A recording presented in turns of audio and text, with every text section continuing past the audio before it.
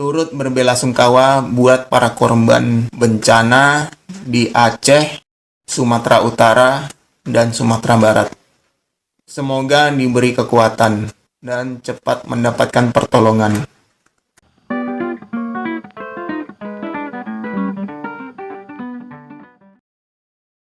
Assalamualaikum, hai guys. Ngebahas tentang kode prosedur kriminal yang baru atau KUHP dan ngebahas sertifikasi ngomong di depan publik atau sertifikasi influencer. Pertama kita ngebahas tentang KUHP.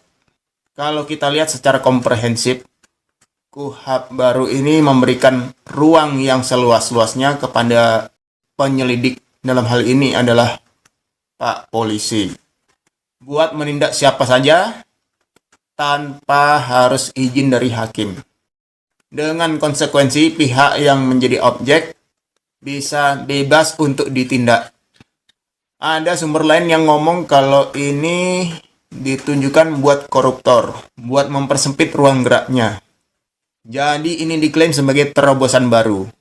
Tapi apa bukannya udah lebih canggih di zaman Pak SBY? Dan yang melakukan penyadapan itu adalah pihak KPK. Waktu itu nggak ada wewenang sebebas ini yang dikasih ke polisi. Dan penyadapan ini dilakukan buat para penjabat, bukan dilakukan ke pihak selain itu. Di KUHP ini, penyadapan yang dilakukan polisi bisa kemana-mana. Sampai orang yang nyari togel di kuburan bisa disadap.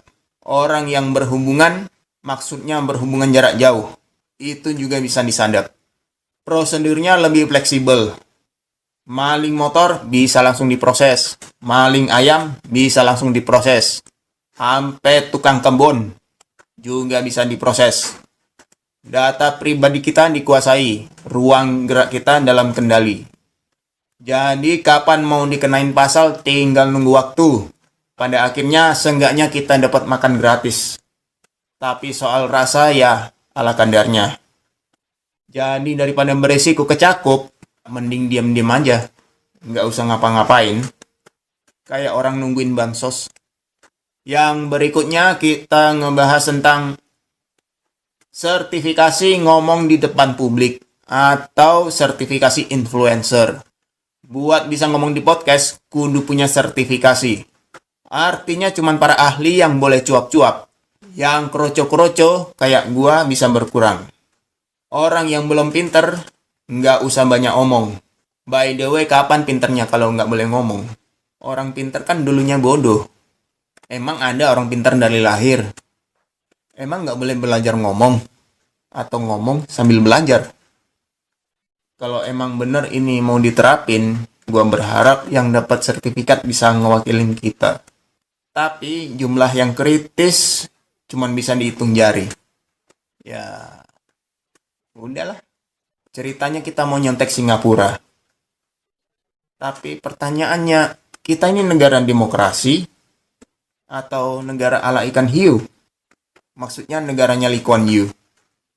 Entar ada yang ngomong, jangan ajari kami tentang demokrasi. Kami orang Asia nggak kenal yang namanya demokrasi. Alhasil yang bodoh syukur-syukur tetap bodoh. Yang pinter, ya moga-moga tambah pinter. Moga-moga yang pinter nggak dibungkem. Jadi kesimpulannya peraturan-peraturan ini lebih banyak menuju ke bawah ya. Terus kalau buat yang di atas gimana? Ya nggak tahu. Nanya saya.